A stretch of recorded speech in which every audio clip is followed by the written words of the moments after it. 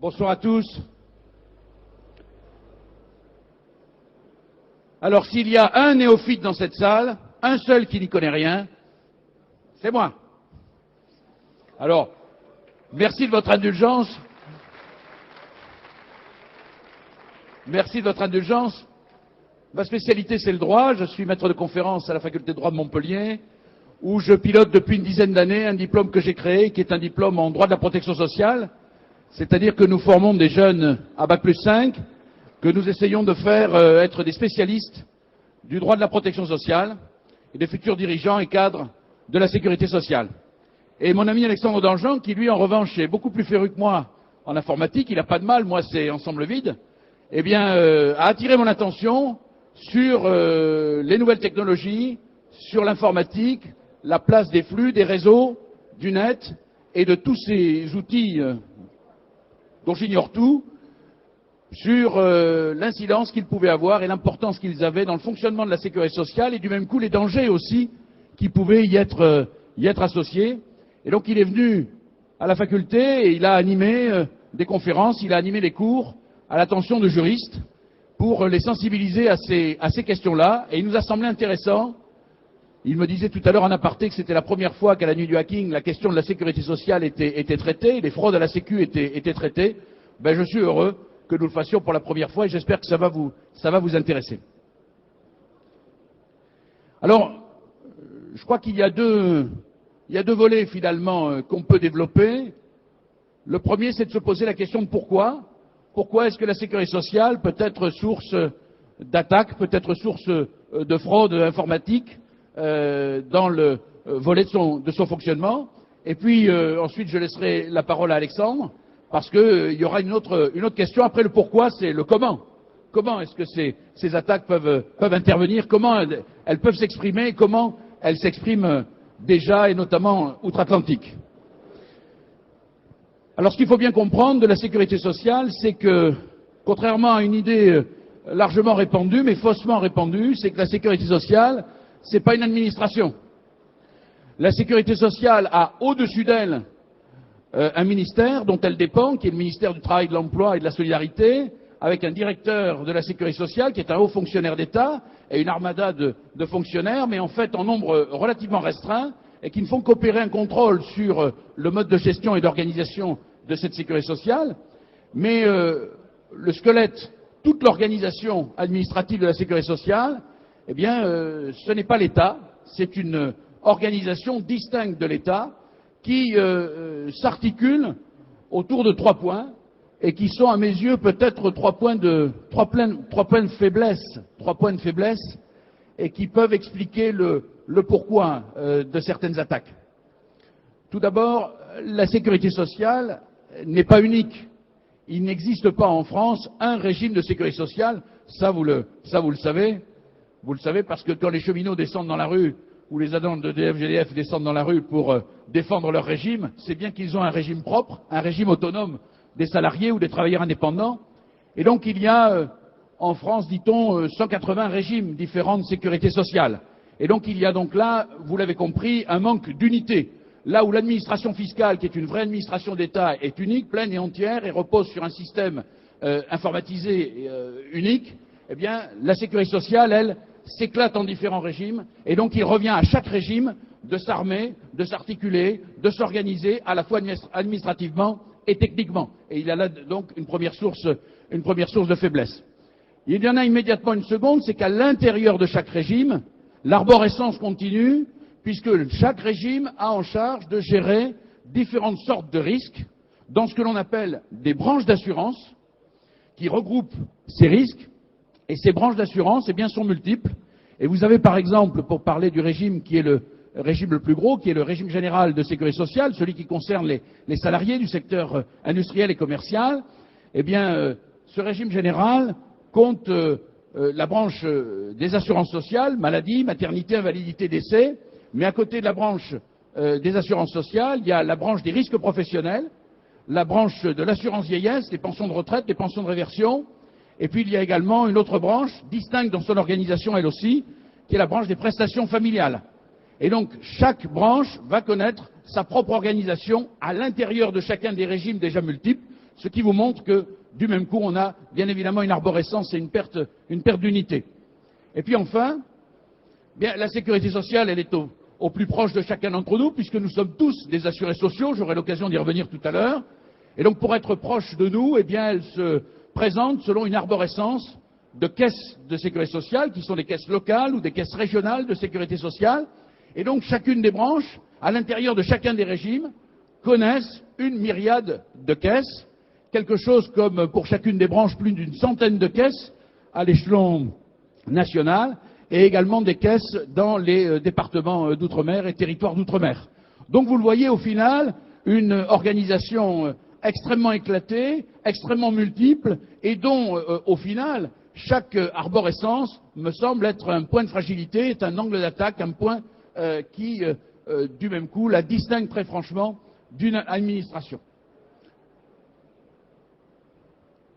Le deuxième point qui permettrait d'expliquer le pourquoi d'attaque en direction de la sécurité sociale, c'est que bien évidemment la sécurité sociale, comme d'autres institutions, mais elle peut-être plus encore que les autres, est détentrice d'informations extrêmement sensibles.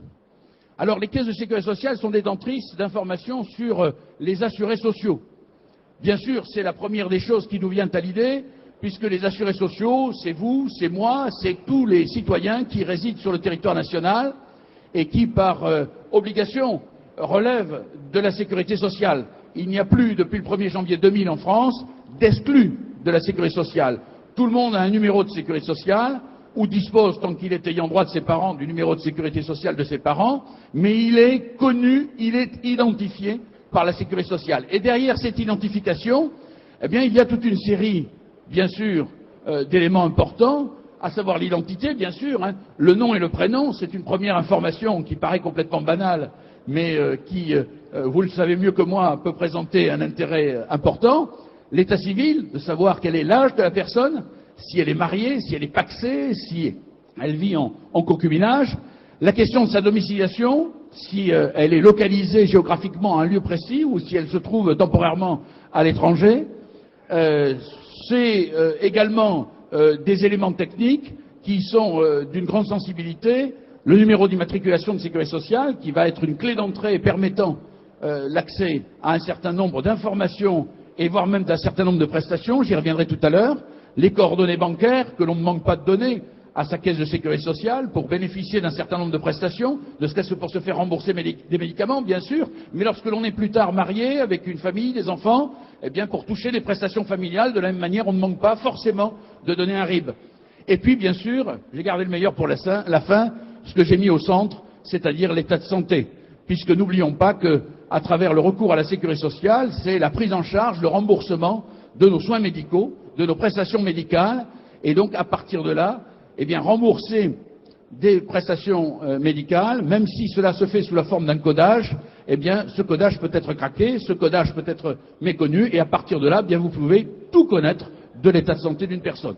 Alors, bien sûr, je ne voudrais pas ici jouer les futuristes, parce que le futur, c'est vous, c'est pas moi, mais néanmoins, il viendra à un moment donné où l'organisme de sécurité sociale demandera à avoir accès peut-être à notre génome, hein, demandera peut-être à avoir accès à notre séquence personnelle, et du même coup, bien sûr, toutes ces informations sur l'état de santé seront d'une extrême sensibilité.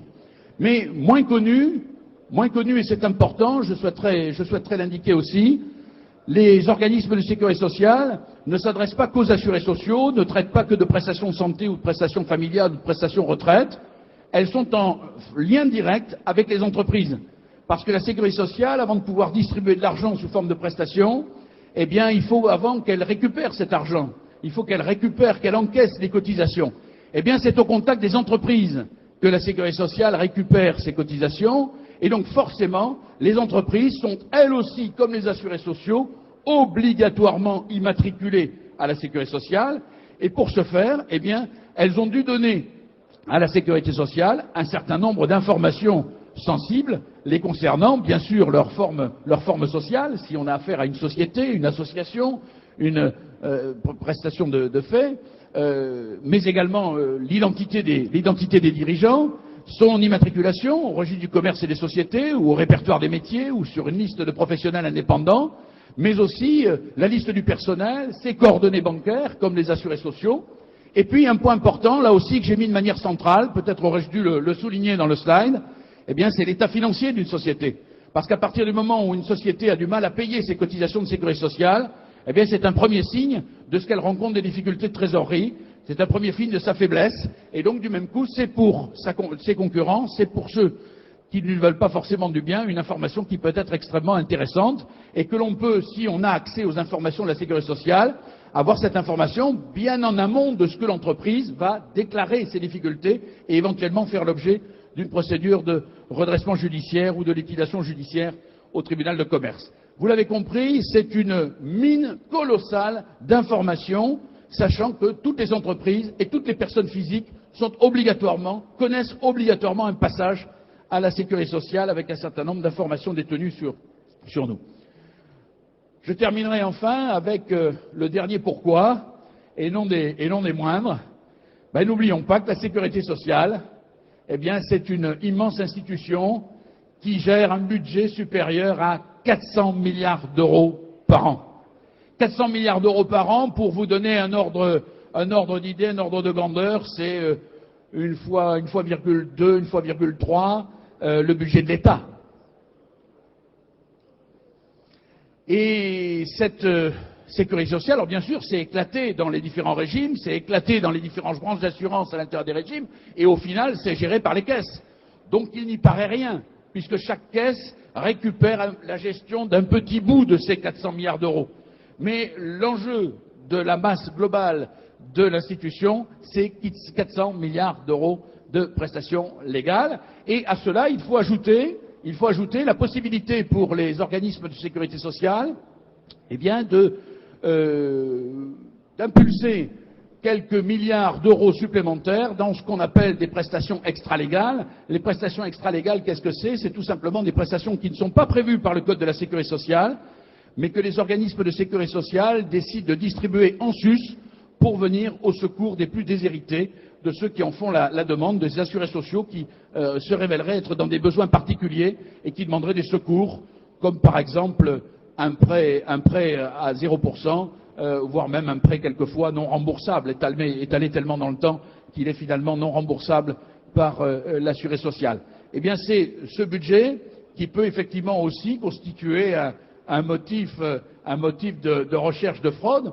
Aujourd'hui, en France, et je termine par ça avant de laisser la parole à Alexandre, on estime la fraude à près de 40 milliards d'euros de déficit. Alors bien sûr, attention, ce n'est pas la fraude liée au hacking, ce n'est pas la fraude informatisée, bien que certains fraudeurs utilisent déjà, mais là, je suis en train d'empiéter sur les plates-bandes d'Alexandre et je le sens bouillir derrière moi, donc je vais lui laisser le micro, mais on est bien d'accord que déjà un certain nombre de fraudeurs utilisent le net, utilisent les mails, utilisent des outils, des nouvelles technologies pour faire ces tentatives de fraude. Et par rapport à ça, bien, l'appareil législatif est un appareil législatif qui existe, il faut le savoir, bien sûr. Il y a des peines d'amende qui sont prévues, des peines d'emprisonnement également qui sont prévues pour les actes de fraude, les actes d'escroquerie également. Tout ça est organisé dans le Code de la sécurité sociale. Mais, Alexandre vous le dira tout à l'heure, la fraude a connu un tel boom ces 4 dernières années qu'il y a un léger affolement au sommet de l'État et que l'on a pris des mesures supplémentaires dans les dernières lois de financement de la sécurité sociale pour permettre à chaque caisse de pouvoir, lorsqu'elle est confrontée à une situation de fraude, épingler très rapidement le fraudeur et pouvoir lui asséner ce qu'on appelle une sanction administrative. Alors en fait c'est une pénalité, c'est une pénalité financière, ça n'a d'administratif que le nom. Simplement c'est une pénalité financière qui, à l'inverse d'une sanction pénale, d'une amende, n'est pas prononcée par un juge, mais prononcée par la caisse. Alors on peut après contester cette décision devant un tribunal, mais dans un premier temps, le coup est tiré par la caisse de sécurité sociale. C'est un peu comme l'administration fiscale, lorsque vous déclarez trop tardivement vos impôts ou lorsque vous oubliez de payer un tiers provisionnel à date d'échéance, automatiquement vous avez une pénalité de 10% qui vous est appliquée par l'administration. C'est un peu la même chose. C'est un peu la même chose. Et il n'y a pas à douter de ce que si l'État a dans son appareil législatif organisé un tel mécanisme de pénalité administrative, eh bien c'est qu'il doit s'attendre dans les années à venir, je pense, à une augmentation des situations de fraude. Et on va voir maintenant avec Alexandre comment. Alexandre. Donc, effectivement, le problème lié à la sécurité sociale, et notamment les fraudes informatiques. Hop, pardon.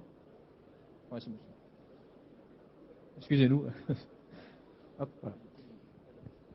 Donc, alors, ça paraît un peu nouveau pour la France, mais aux États-Unis, ça fait au moins 3-4 ans qu'il y a des instituts de recherche qui ont signalé le problème.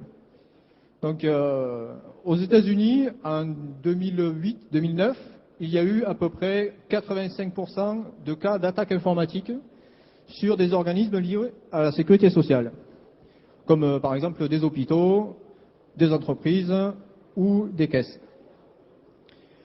Ils ont estimé aux États-Unis qu'il y avait à peu près 30 000 attaques par jour. Et environ 1,5 million de victimes. Donc on leur a volé beaucoup d'informations personnelles, comme ça a été un peu souligné tout à l'heure déjà. Alors, le problème de la France, c'est que, on ne sait rien. En France, tout va bien. Ah non, nous, on n'a jamais été attaqués. Pas les autres, mais pas nous. Pourtant, comme vous pourrez le voir, il y a un réel problème de formation au niveau du personnel. Quand vous abordez le sujet, déjà, ils ne savent pas de quoi vous parlez. On va parler de piratage informatique, ils ne savent pas, ils ne savent même pas ce que c'est. Et au niveau des systèmes de protection, alors là, c'est encore mieux. Là, c'est le vide total. Alors, je vais essayer de leur parler d'attaque informatique, de sécurité, de sécurisation des systèmes, de failles. Parce que bon, la plupart de ces organismes utilisent le logiciel que tout le monde connaît très bien, qui s'appelle Windows. Et comme nous le savons tous, il est bien bourré de failles. Mais eux, le leur marche mieux que celui des autres. Donc, hop. Alors, qu'est-ce qui peut se passer? Des informations personnelles peuvent être achetées et revendues sur Internet, ce qui permet en fait de se faire passer pour certaines personnes, ce qui pose un réel problème de sécurité nationale. Puisqu'en effet, qui nous dit qu'un terroriste ne va pas voler des informations personnelles pour commettre des attentats en France? C'est d'autant plus facile qu'en réalité, les organismes de sécurité sociale sont sans défense face au social engineering, comme ça a été abordé plus tôt dans la journée, ou à des attaques informatiques de type Remote Administrative Tool, que vous devez connaître certainement. Donc on envoie un petit fichier par Internet et ça ouvre un serveur sur l'ordinateur de la cible. Donc le problème que ça implique, c'est un trafic de médicaments. Alors, le trafic de médicaments, c'est dangereux parce qu'en fait, ces médicaments sont revendus sur Internet. On ne sait pas à qui, on ne sait pas d'où ils viennent. Et le souci, c'est qu'en fait, ces fausses ordonnances, en fait, c'est vous qui allez payer les pots cassés. C'est-à-dire qu'on va vous suspendre vos droits et vous ne pourrez pas vous justifier. L'autre problème aussi, c'est l'espionnage industriel, puisque en fait, ça on l'a un peu vu ces derniers temps, avec notamment les attaques des Chinois ou d'autres organismes de cybercriminels. Donc ils peuvent voler ces informations sur les industries pharmaceutiques et puis revendre les brevets. Ça pose aussi un gros souci. Et donc ça je l'ai déjà dit, excusez-moi. Donc ça c'est un schéma concernant les fraudes de la sécurité sociale. Alors ce sont des fraudes qui sont, comme vous le voyez, en nette augmentation, mais ce sont des fraudes, comme le disait tout à l'heure Philippe, qui n'ont pas été faites par Internet. On peut estimer que ces fraudes vont exploser dans les années à venir, notamment notamment à cause du problème de la cyberguerre qui se profile dans les 2-3 ans à venir. Donc, je vais repasser la parole à Philippe pour la fin. Non, Bien. Alors, la conclusion, y en a-t-il une? Y en a-t-il une de conclusion? Oh, on ne veut pas jouer les alarmistes, on met urgence à prévenir les attaques, mais je dirais que n'importe quelle entreprise un peu responsable tient d'ores et déjà ce discours. Il y a une urgence à prévenir effectivement les attaques. Pour prévenir les attaques, le premier moyen, c'est d'informer systématiquement les assurés sociaux, les allocataires et les entreprises qui sont en contact avec la sécurité sociale de ce qu'elles sont susceptibles de recevoir effectivement des faux mails ou des demandes d'information de la part de personnes mal intentionnées qui se feraient passer pour un organisme de sécurité sociale, un peu comme aujourd'hui, vous l'avez vu, un certain nombre de banques ou d'opérateurs de téléphonie préviennent leurs clients de ce qu'ils sont susceptibles de faire l'objet de telles attaques. C'est aussi l'intérêt de renforcer la veille informatique et la protection des données sensibles à l'intérieur des organismes de sécurité sociale. Alors on peut imaginer qu'il y a suffisamment de gens responsables à la tête de la sécurité sociale et à la tête de ces organismes pour penser que cela est fait. Néanmoins, Alexandre a raison lorsqu'on les interroge, lorsqu'on s'inquiète auprès d'eux de ces questions-là, on sent une certaine gêne. Alors est-ce que c'est une gêne pour éviter d'avoir abordé le sujet et éviter de nous donner des informations que nous n'aurions pas à avoir sur les modes de protection qui sont utilisés? C'est possible, tout simplement, et auquel cas c'est plutôt bon signe. Ou alors, est-ce que c'est une gêne parce que peut-être ils n'ont pas tout à fait anticipé des temps à venir et des attaques à venir, et auquel cas ils sont peut-être en train d'y travailler. Enfin, et là c'est le juriste qui parle, c'est peut-être accentuer l'arsenal juridique visant à sanctionner les auteurs d'attaques informatiques contre les organismes sociaux. En fait, comme je vous le disais tout à l'heure, il y a un armada, effectivement, qui permet aujourd'hui de recourir à des sanctions pénales et de traduire quelqu'un devant un tribunal correctionnel. Il y a aussi ces fameuses amendes administratives qui sont toutes récentes et qui ont fait l'objet d'une circulaire du 11 avril 2011, c'est hier, mais il n'y a pas, en fait, dans l'arsenal juridique, de dispositions propres aux attaques informatiques, c'est-à-dire propres aux actes de fraude en direction des organismes de sécurité sociale sur un fondement technique informatisé. Enfin, peut-être ce qui serait utile, c'est de jouer de transparence et plutôt que de noyer les fraudes informatiques, de les noyer dans un récapitulatif de fraude qui s'élève aujourd'hui à plus de 40 milliards d'euros par an, comme je le disais tout à l'heure, mais vous l'avez vu avec le graphique que vous a présenté Alexandre, ça a explosé ces 4 dernières années, puisqu'en 2006, on est à peine à 200 et quelques milliards d'euros, on est aujourd'hui à 20 milliards et quelques euros, aujourd'hui on est à 40 milliards, donc ça a doublé en l'espace de 4 ans, c'est énorme, il y a une croissance folle, sauf que c'est noyé à l'intérieur, on ne sait pas dans cette explosion qu'est-ce qui est dû, ou qu'est-ce qui est lié, ou qu'est-ce qui bénéficie de l'aide des outils informatisés, de ce qui constitue des fraudes classiques, la fraude la plus classique étant à 75% l'entreprise qui oublie de payer ses cotisations pour ses salariés, tout simplement parce qu'elle n'en a pas les moyens, elle n'en a pas la trésorerie, parce qu'elle est touchée par la crise, ou tout simplement parce que elle a recours à du travail frauduleux, à du travail dissimulé, ce qui est pénalisé par le législateur. Peut-être serait-il bon d'éditer un rapport spécifique faisant état de l'évolution, de l'identification d'abord et de l'évolution de ces fraudes. Je terminerai peut-être par un exemple de fraude, parce que Alexandre en a cité quelques-uns, mais il a fait un peu rapidement. Peut-être c'est tout simplement un exemple de fraude qui a fait parler de lui il y a déjà quelques années en arrière. C'était le fameux kit ACEDIC, vous en avez tous entendu parler, qui était disponible sur le net et qui vous permettait en quelques clics de vous fabriquer des bulletins de paie, de vous fabriquer des attestations de travail, de vous fabriquer le petit dossier qui allait bien, pour pouvoir ensuite l'adresser à votre caisse ACEDIC, aujourd'hui la caisse Pôle emploi, et de bénéficier d'indemnisation de prestations chômage, exactement comme si vous étiez un salarié régulièrement déclaré et qui venait de perdre son travail. Or, tout ceci ne pouvait fonctionner que si effectivement les données qui figuraient dans les documents que l'on pouvait atteindre par ce clic sur l'Internet, étaient des données qui pouvaient correspondre à des numéros d'immatriculation réels d'entreprise, à des numéros, à des codes de salaire et des bulletins de paie réalisés régulièrement par rapport à la législation applicable. Bref, des documents plus vrais que nature et pas systématiquement inventés de toutes pièces. Voilà, on en a terminé, on reste à votre disposition pour d'éventuelles questions complémentaires. Là, on vous met quelques sites sélectionnés par Alexandre pour essayer d'aller plus loin si vous le souhaitez. Merci de votre attention.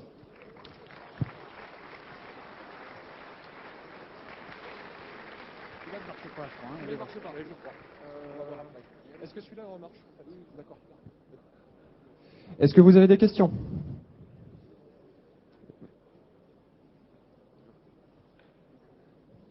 Bonjour. Moi, je voudrais parler d'un aspect que vous n'avez pas évoqué par rapport à l'utilisation des moyens informatiques dans la fraude. Cet aspect, c'est l'identification. Une entreprise qui oublie de faire ce qu'il faut faire pour payer les bonnes cotisations qui vont bien peut être très facilement identifiable, vu qu'elle est tracée, etc. Quelqu'un qui s'y connaît et sur Internet, aujourd'hui avec les technologies comme les proxys, les choses comme ça, peut réussir à ne pas être identifié. Est-ce que des moyens d'identification spécifiques à ces fraudes ou autres sont en projet, ou est-ce que cette question a été abordée?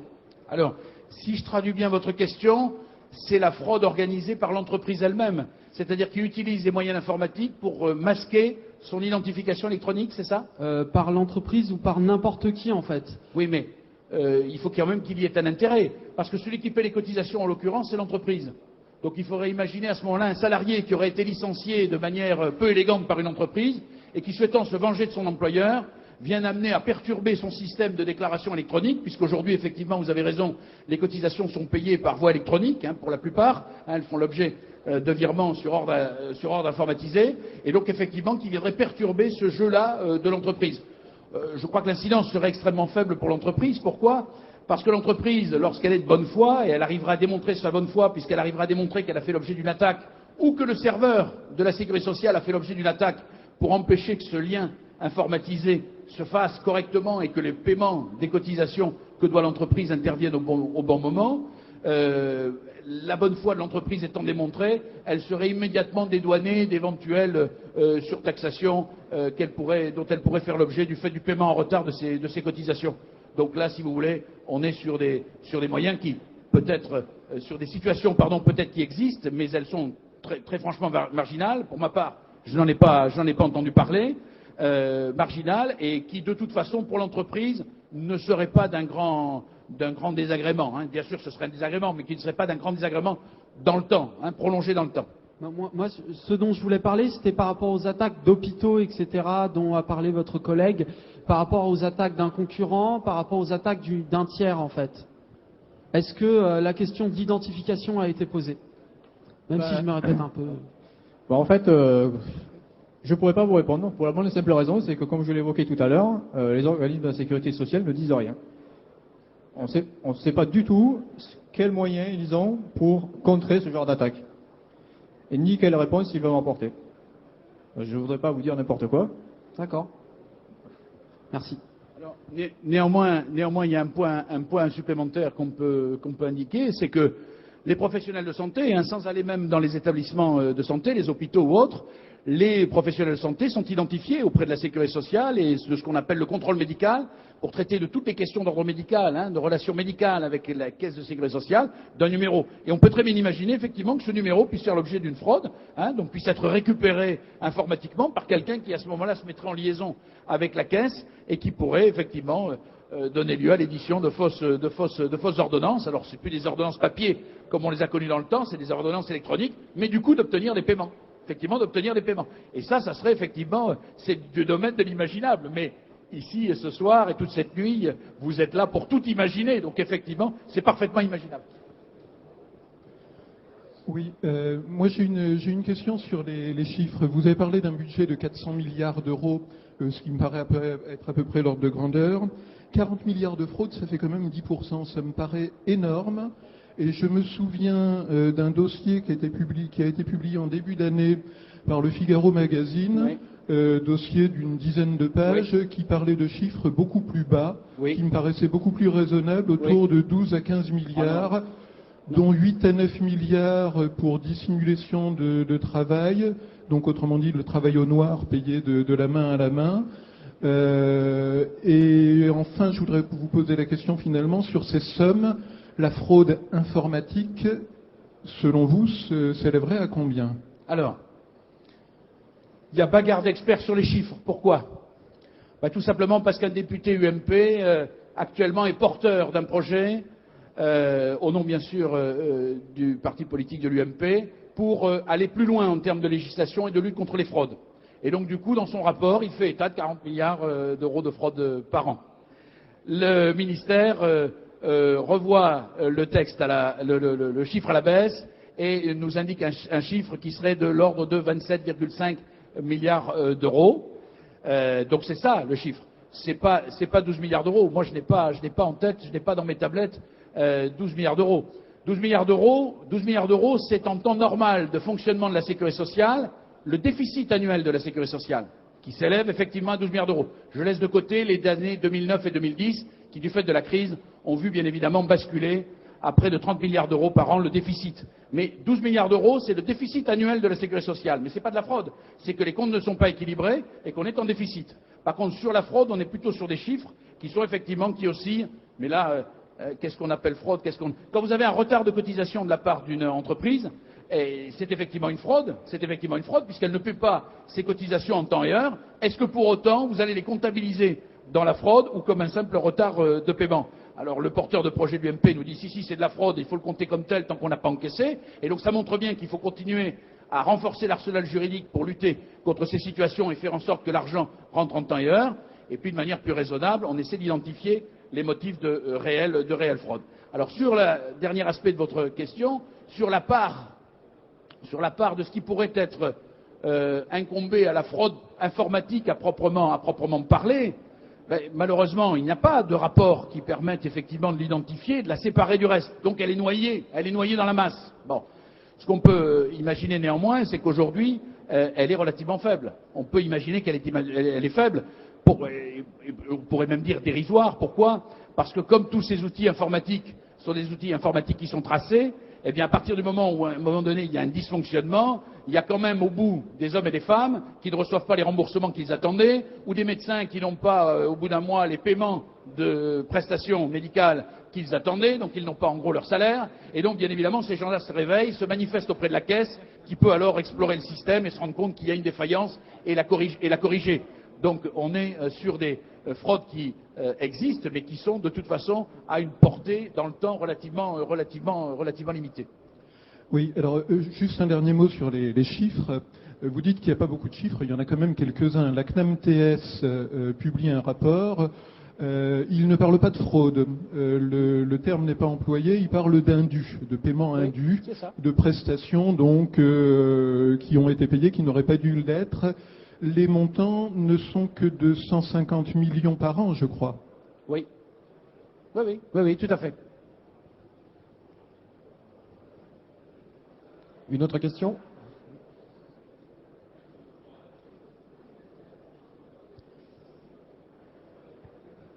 Oui, une petite question pour Alexandre. Vous parliez d'avoir posé des questions aux organismes sociaux. Vous parlez de quels organismes sociaux? Vous parlez de la CNAV, des CEPAM, de la CNAM-TS, et aussi à qui vous avez posé la question? Est-ce que c'est des simples utilisateurs, des fonctionnaires on va dire, de base, ou est-ce que c'est directement, par exemple, à la DMSSI de la CNAM-TS que je connais bien, ou à d'autres? Vous entendez pas bien, d'accord. Je réitère. Il y a du bruit, je vous entends mal. Alors, à quels organismes sociaux avez-vous posé la question? Est-ce que c'est par exemple au CEPAM, à la CNAV, à la CNAM-TS? Est-ce que c'est des simples fonctionnaires de base, on va dire, entre guillemets? Ou est-ce que c'est directement, par exemple, à la DMSSI? Ou quand vous dites qu'apparemment, ils ne sont pas au courant des risques des attaques potentielles, à qui vous avez posé la question en réel? À quel type d'utilisateur et à quels organismes? J'ai posé la question à des organismes, notamment de la CAF. Et ces personnes-là étaient au niveau de la direction régionale. Et ils m'ont clairement expliqué, effectivement, que eux-mêmes, déjà, ils n'y comprennent rien. Et leurs employés, encore plus. Donc, j'ai posé aussi la question à des gens qui venaient du RSI et de l'URSSAF. Et la réponse a toujours été la même.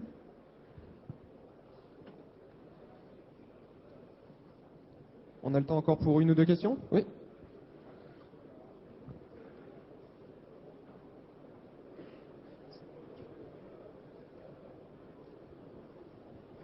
Oui, excusez-moi, en fait, tout à l'heure vous disiez, tout à l'heure en fait vous disiez que une fois que l'action avait été faite et que par exemple quelqu'un se faisait accuser d'ordonnance frauduleuse, il pouvait pas se justifier. Comment on fait dans ce cas-là pour se protéger? C'est un peu lorsque on a le cas actuellement avec le nouveau système de carte grise sur les automobiles et que vous vous retrouvez à recevoir chez vous une amende sur un numéro d'immatriculation qui était un numéro d'immatriculation peut-être ancien pour vous ou qui en tout cas a donné lieu à un ancien véhicule et pour lesquels les papiers n'ont pas été réalisés, et vous vous retrouvez effectivement avec cette amende qui vous arrive dessus et que vous savez comme moi que vous êtes tenu de la payer pour bien sûr la contester, et au final votre contestation va finir par aboutir, mais dans un premier temps vous êtes amené, et toutes les autorités vous le disent, à régler l'amende avant de vous lancer dans la procédure de contestation. Alors là, ce n'est pas une amende qui est à payer, c'est un éventuel remboursement ou une prise en charge qui aurait dû se faire et qui va effectivement pas se faire, et qui dans un premier temps va effectivement pas se faire puisqu'elle a peut-être été captée par quelqu'un d'autre ou elle a peut-être été en direction de quelqu'un d'autre. Eh bien c'est de la même manière, vous supportez dans un premier temps le préjudice. Ceci dit, comme je l'ai indiqué tout à l'heure, ça n'aura qu'un très court laps de temps puisqu'on va pouvoir effectivement identifier l'origine du dysfonctionnement, l'origine de la fraude, et à partir de là, on va bien évidemment corriger puisque votre bonne foi ne fait pas l'ombre d'un doute. Mais donc, au final, l'assuré social a à être rassuré, il est protégé par un système qui est un service public. Donc fort heureusement qu'il est effectivement protégé, mais il pourrait pendant un petit laps de temps être inquiété dans un remboursement qui n'interviendrait pas ou une prise en charge qui tarderait de la même manière à venir.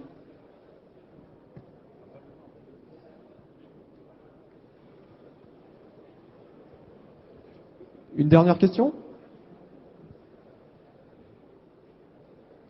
Personne? Oui. Bonjour. Vous avez commencé en nous expliquant que les failles se développaient aussi de par le nombre de caisses et de régimes présents en France, on était plus de 190. On voit aujourd'hui que l'offre de santé est plus ou moins régionalisée de manière à centraliser un peu le fonctionnement, notamment de par les ARS. Est-ce que quelque chose de ce type est prévu pour les caisses de manière à avoir moins de régimes et du coup une sécurité un peu plus facilitée? Alors, on est en train effectivement de rentrer dans un processus qui date de 1996. C'est le plan Juppé qui a organisé, qui a impulsé ce démarrage d'une nouvelle organisation, qui est une organisation qui va être dorénavant régionale et qui va permettre effectivement à compter moins de caisses dans chacune des branches, puisque chacune des branches va effectivement, au lieu de connaître quelques caisses locales, départementales, eh bien, va connaître qu'une seule caisse par région. Et ça, c'est important. On peut même imaginer qu'à terme, on aille au-delà et qu'on ne soit plus sur des circonscriptions régionales administratives, mais que demain, avec la grande réforme qui affecte l'État et qui réorganise le paysage administratif et politique de l'État dans sa représentation territoriale, décentralisée, on ait également une échelle régionale plus vaste, ce qui, bien évidemment, va tendre à réduire, à concentrer les forces, à mettre mettre des moyens en commun, et donc à permettre, bien sûr, un meilleur renforcement du système. Et donc, ce défaut d'éclatement est effectivement, à ce moment-là, un peu gommé, un peu. Bon, néanmoins, il faut bien songer que les moyens informatisés, même si les caisses sont locales, les moyens informatisés sont au moins régionalisés, si ce n'est nationalisés, puisque sur un certain nombre de grands programmes, eh bien, c'est au niveau national que les outils informatiques sont donnés, sont affectés et fonctionnent et sont contrôlés, les caisses locales n'étant que des utilisateurs de ces grands systèmes informatisés, de ces grands logiciels informatisés mis en place au plan national. Mais c'est vrai que autant vous avez de caisses locales, autant ce sont des clés d'entrée, autant ce sont des passages par lesquels une intrusion ou quelqu'un de mal intentionné peut venir piquer des informations. Donc là, vous avez raison, la régionalisation à venir va... alors elle est en marche, cette régionalisation, simplement pour l'instant, elle n'est pas encore complètement mise en œuvre. Pour l'instant, on a des caisses locales pluridépartementales qu'on a fusionnées. Et donc on a fait en sorte aujourd'hui de n'avoir plus qu'une caisse locale par département. Et la phase qui se met en place aujourd'hui sur les 4 ans à venir, c'est effectivement la phase de régionalisation dont vous parlez, avec une réduction du nombre de caisses. Mais ce n'est que dans le dernier tiré de ma slide à laquelle vous faites référence, parce que sur la myriade de régimes et sur la myriade de branches d'assurance à l'intérieur de chaque régime, ça par contre pour l'instant ça reste une réalité, ça ne restera pas ad vitam aeternam. À terme le paysage et la structure de la sécurité sociale va radicalement changer dans les 15 années à venir, mais pour l'instant ça reste effectivement ce mode d'organisation-là. Merci beaucoup. Merci à vous, merci de votre attention. Merci de votre indulgence.